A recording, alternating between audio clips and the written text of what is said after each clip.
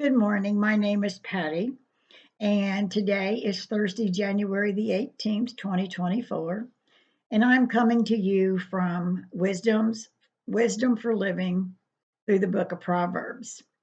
And my chapter today is 18. I'm going to read a few verses and then give you my interpretation of what I'm reading. My first scripture is 18, verse 8. Rumors are dainty morsels that sink deep into one's heart. It's hard to refuse to listen to rumors and gossip as it is hard to turn down a box of chocolates. You're given a box of chocolates, you open that box, you eat one. Well, one leads to two or three. And you can resist rumors the same way as a determined dieter can resist that box. You don't open it. Don't open the box. Don't nibble on it. Don't take that first bite. Then you won't take the second or the third. I thought that was pretty good advice. Verse 10 and 11. The name of the Lord is a strong fortress. The godly run to him and are safe. Well, the name of the Lord represents his person, his authority, his power, his character. The righteous depend on God for their refuge and help when they're in trouble. The rich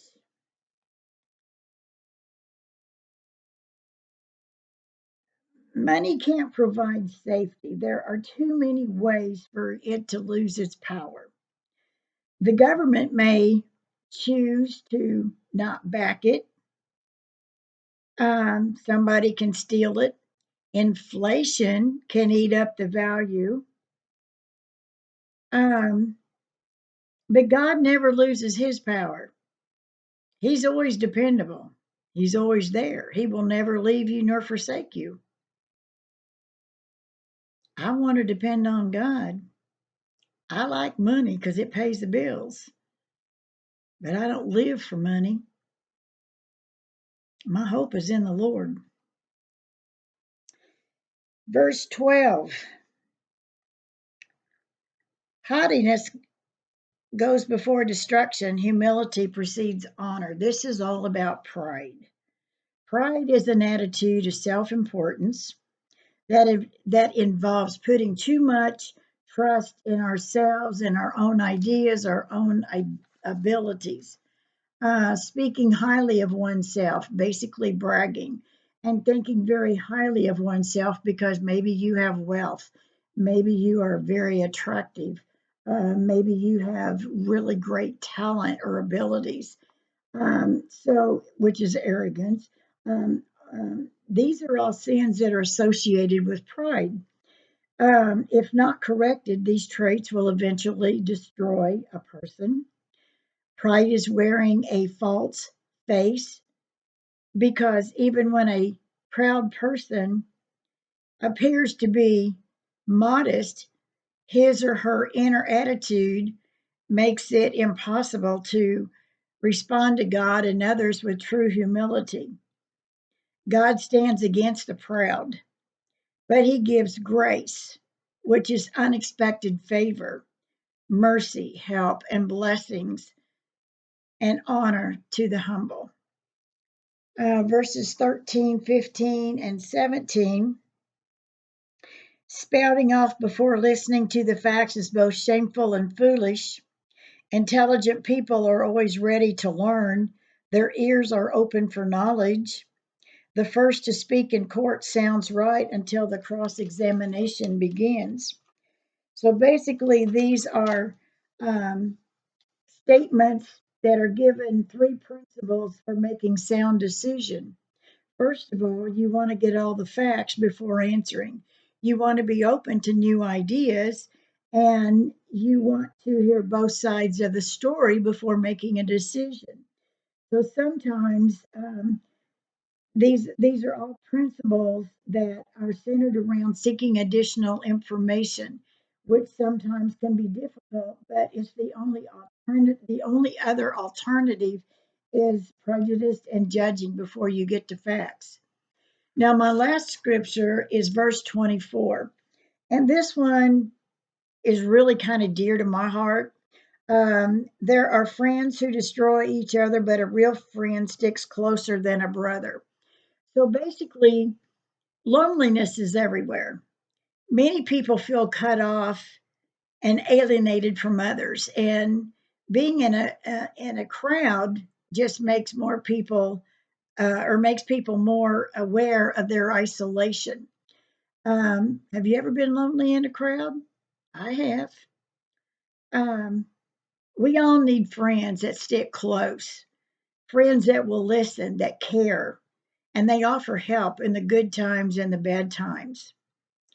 And it's better to have one good friend than dozens of, superficial acquaintances.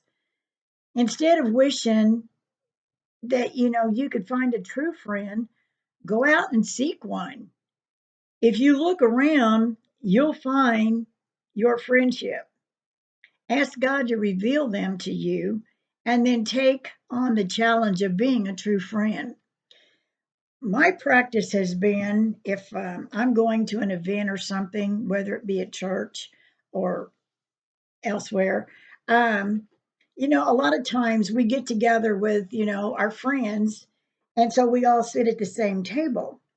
Well, what I had started doing a few years ago was I would look for a table where maybe no one was sitting or only one person was sitting, and I would approach them, and that's where I would sit. And I got to meet some really neat people that way.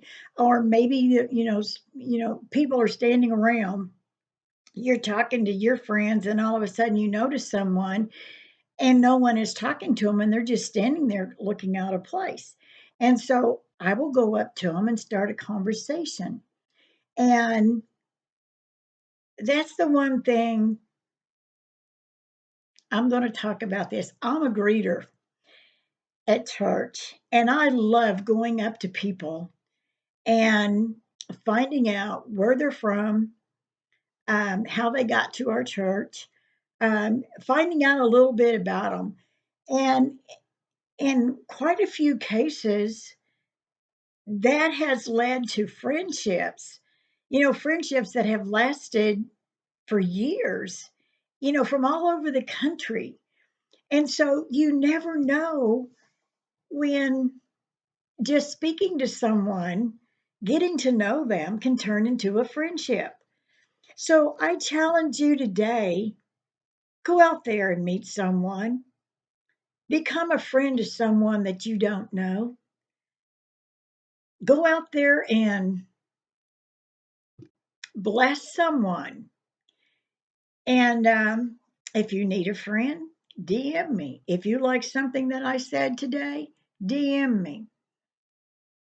If you don't like something I said today, DM me. I want to hear from you. And I hope that something that I said touched your heart. I really do. We all need friends. We all need wisdom. We need understanding. We need knowledge. We need discernment. And I just say, bless you. May God keep you. And thank you for listening.